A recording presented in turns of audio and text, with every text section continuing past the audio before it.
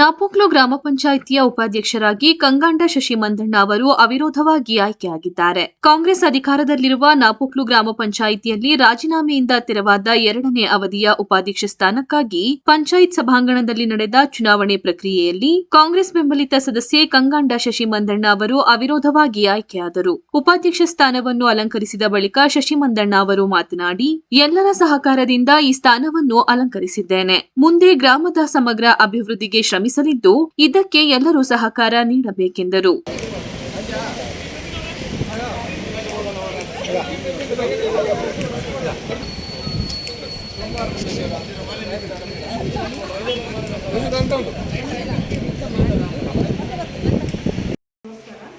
ನಾನು ನಾಪೋಕ್ಲು ಗ್ರಾಮ ಪಂಚಾಯಿತಿ ಉಪಾಧ್ಯಕ್ಷರಾಗಿ ಆಯ್ಕೆಯಾಗಿದ್ದೇನೆ. ಎಲ್ಲರ ಸಹಕಾರ ನನಗೆ ಮುಖ್ಯವಾಗಿದೆ. ಅದೇ ರೀತಿ ಯಾವ ರೀತಿಯ ಅಭಿವೃದ್ಧಿ ಕಾರ್ಯಗಳು ಮಾಡಲು ಮುಂದೆ ಸಹ ಎಲ್ಲರ ಸಹಕಾರವನ್ನು ನಾವು ಕೊಡುತ್ತಿದ್ದೇವೆ. ಎಲ್ಲರಿಗೂ ಧನ್ಯವಾದ. ಮಡಿಕೇರಿ ತಾಲೂಕು ಸಹಾಯಕ ಕೃಷಿ ನಿರ್ದೇಶಕರಾದ ಎಂ ಪ್ರವೀಣ್ ರವರು ಚುನಾವಣಾಧಿಕಾರಿಯಾಗಿ ಕಾರ್ಯನಿರ್ವಹಿಸಿದರು.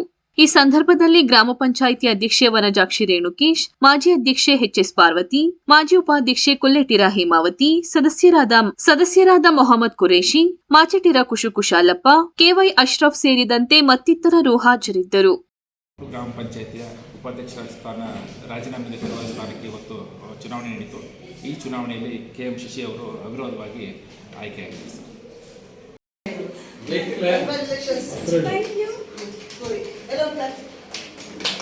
ನೀವು ಆ ಕಡೆ ಕೂತ್ಕೊಳ್ಳಿ, ಅಮ್ಮ ಆ ಕಡೆ ಬರ್ಬೇಡ